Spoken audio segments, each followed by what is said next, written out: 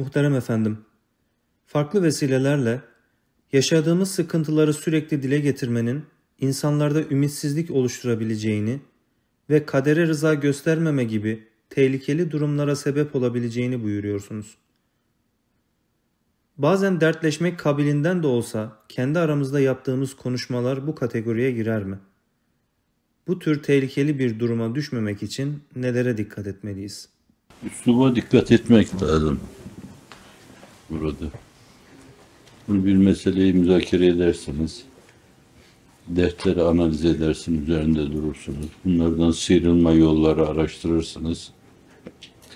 Çok tasvir etmeden, zihinlerimizi o mevzuda mağlup duruma düşürmeden, o mevzuda o zaman o türlü şeyleri dillendirmede bir mahsur olmayabilir. Ama bir de puf etme mevzu var yani. Hani çok Türkçemizde insanlar çokları kullanırlar, gafiller, belki bazen müminler de. Hep gelip beni buluyor bu belalar. Ne ettim ki bu başıma geldi benim Allah gibi şeyler. Bunlar kadere taş atmadır, musibeti ikileştirmedir, gayretullah'a dokunacak şeylerdir. İmtihanı kaybetmedir bunlar. Allah karşısında imtihanı kaybetmedir. Mesela mezalim yapılıyor yani işte bunu görmezden gelemeyiz. Dünyanın değişik yerlerinde oturmuş bir sistem, bu sistem tahrip edilmek isteniyor. Oturup bunu görüşmek lazım. Görüşürken de bu işin içinden sıyrılma yolları, alternatif yollar araştırılması lazım. Bu türlü Cenab-ı Hak İzzet ve Azametine perde yaptığı esbaba riayet ederken müsebbibül esbabı nazardan dur etmemek lazım.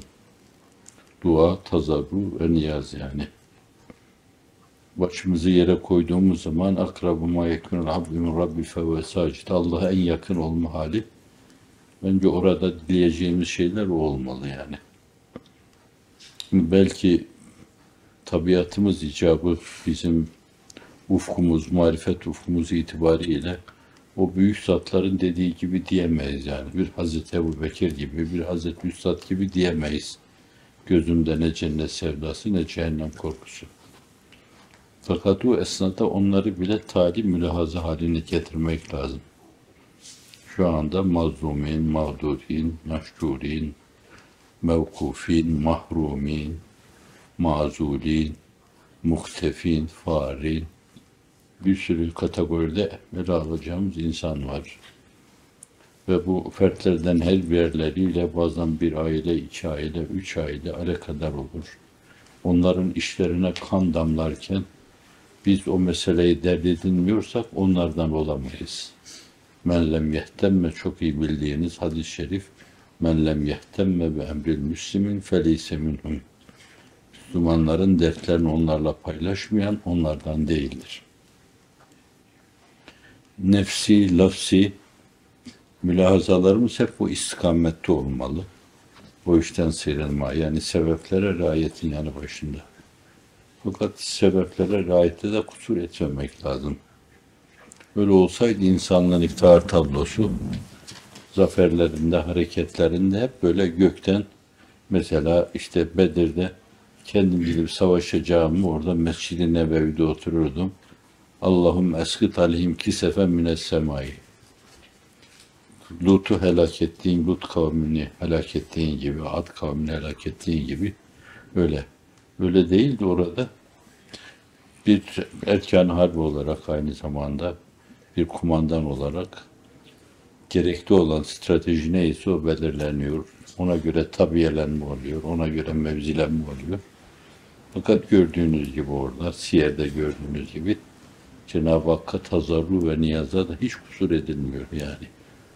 Dua yalvarıyor orada Cenab-ı Hakk'a. Ondan sonra olacak şey oluyor. Diğer bütün tavır ve davranışlarında da aynı şeyi görmek mümkündür. Rehber kül, muktedai ekmel bizim için. Her halinde ona iktida etmekten mükellefiz. Sebeplere riayet etmeli. Fakat sonucu yine Cenab-ı Hak'tan beklemeli. Herkese Müslümanlığı sevdirmeyi düşünürsünüz. Fakat kalkıp orada da yani bunca böyle dil döktük, bunca temellukte bulunduk. Hala niye inanmıyor bu insanlar? İnneke la tehdi men ahbebt velakinnallah yehdi men yeşâ. Allah kimi dilerse ona hidayet eder. Hani Celaleddin Hardemşah'ın sözünü mektubatta kaydediyor. Ben Allah'ın izniyle savaş etmekle mükellefim. Hidayet etmek ve etmemek Cenab-ı Hakk'ın şe'n-i rububiyeti, o vazifesi diyor. Mukabele mülahazasıyla ifade ediyor. Ben vazifemi yaparım, vazife ilahi yani şe'n-i rububiyetin gereğine karışmam. O bana benden yakın, bize bizden daha yakın. Evet. Şah damarından daha yakın her şeyi görüyor. O zaman işi kusursuz, arızasız yerine getirme, orada fevkalade dikkatli olmanın yanı başında aynı ölçüde neticenin hasıl olması bizim elimizde olmayacağını, Allah'ın yaratmasıyla olacağı mülahazasını da hatırdan dur etmemek lazım. Yani gördüğünüz gibi bunların hepsini birden nazara itibar almak lazım. Bu fasıllardan birinde hata ettiğimiz zaman diğerlerinin tesirini de kırmış oluruz. Yani bir taraftan meseleyi, derdin analizini yapma orada. Ondan sıyrılma yol yöntemleri, alternatif yöntemler bulmaya çalışma. O mevzuda meşru sebeplere başvurma, meşru hedefe ulaşmak için sadece meşru sebepleri kullanma, oraya ulaşmaya çalışmak için. Yalan söylememe, iftira etmeme demek yani bu mevzuda. Yoksa hani karşı tarafı o mevzuda stratejilerinizle, taktiklerinizle şaşırtma, bu gayrimeşru sebep sayılmaz. Öyle olsaydı Nuayman'a Efendimiz sallallahu aleyhi ve sellem Kureyze'yi Nadır'a, Nadır'ı Kureyze'ye, onu Kaynuka'ya, onu Hayber'e filan böyle bir yönüyle düşürmezdi yani. Bir de şaşırtma mevzu oluyor. Yani her defasında şaşırtıyor. Bu işte hud'a dediğimiz şey de odur yani. Onun yaptığı şeyler budur. Bunları yapmama demek değildir. Ama yalan, tezvir, kandırma, iftira bir yönüyle insanları satın alma, peyleme filan. Bunlar gayrimeşru şeyler, yollar, yöntemler. Cennete girme mevzu bile olsa bunlar kullanılmamalı. Gayrimeşru yöntemler kullanılmamalı katiyen. Evet. Dinin emirleri bu şekilde eğer bize emrediyorsa, bunlara amirse bence bunların bütününe birden riayet etmekle mükellefiz. İşimize geldiği yerde uyarız, işimize gelmediği yerde uymayız. Bir yerde çok korkunç bir inhiraf yaşarız, bir yerde öyle hassasiyet gösteririz. Bir yerde meselenin iddiasını yaparız fakat beri tarafta canını okuruz filan. Bu diğer pozitif şeylerin de tesirini kırar. Muhterem efendim, içtimai hayat içerisinde günaha düşmemek bu denli zor olduğu halde kulluğumuz adına disiplinli bir hayat yaşama nasıl mümkün olabilir? İzahını lütfeder misiniz? Disiplin dediğimiz şeyler aslında dine ait kurallar hassasiyetle yaşanıyorsa bir yerde. Fakat bazı şeyler var ki belki o mevzuda dinde nasların böyle dal bir ibareyle delalet etmediğini görürüz. Disiplinli yaşamayı düşünürüz, haramı haram biliriz, helali helal biliriz, şüpheli şeylerden uzak durmaya çalışırız. Fakat normal hayat şartları içinde öyle yerlerde bulunuruz ki yani bizim o meseleleri nazari olarak öyle kabul etmemiz orada yetmeyebilir. Evet. Şimdi o mevzuda esasen açılma alanımızı onun çizgilerini kırmızı çizgilerle belirlemek lazım. Bir yani. Bir ikincisi öyle bir deşarja karşı da esasen şarj olabileceğimiz yerler olması lazım.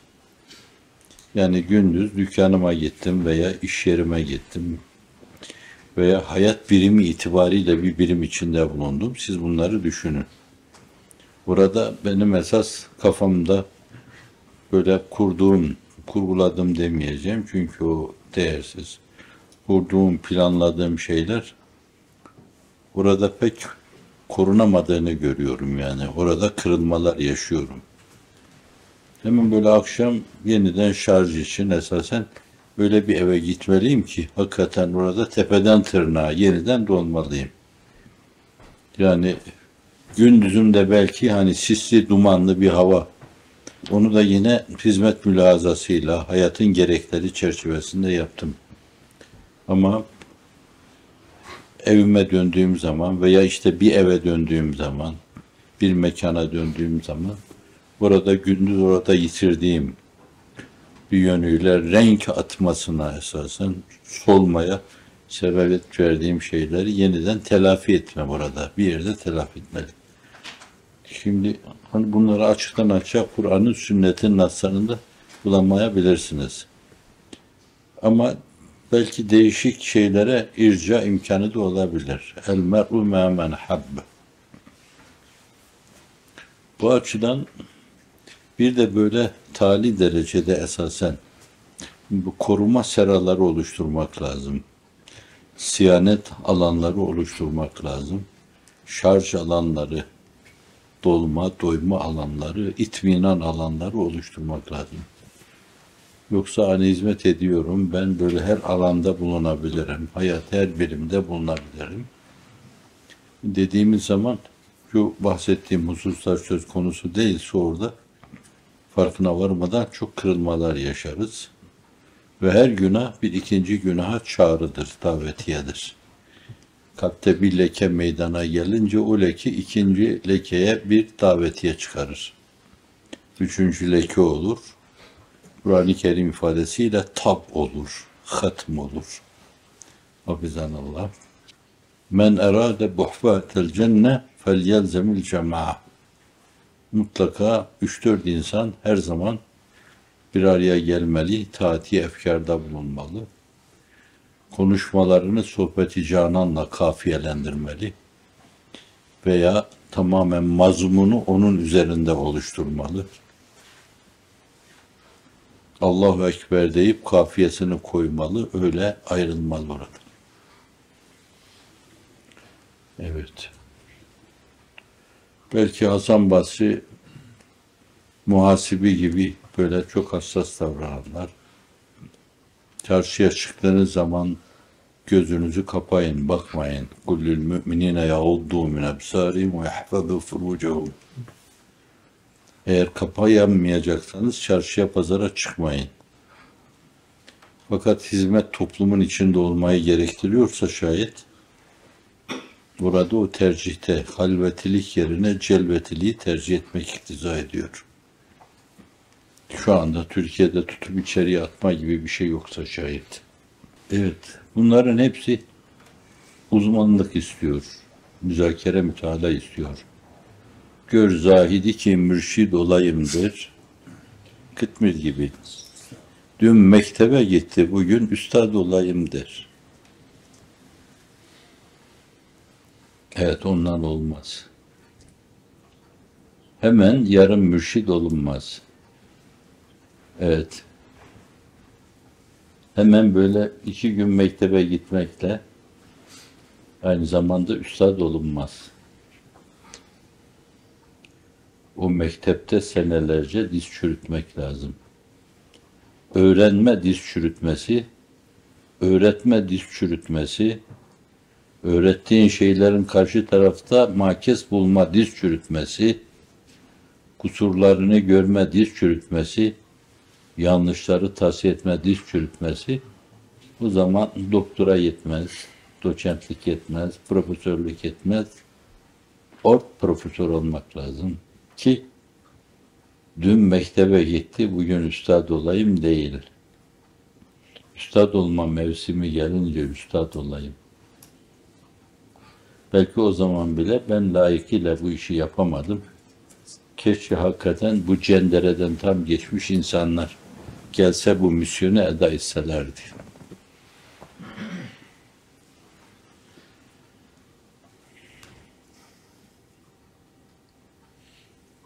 Akşam kaçta oluyor? 36 geçe efendim. 5.36.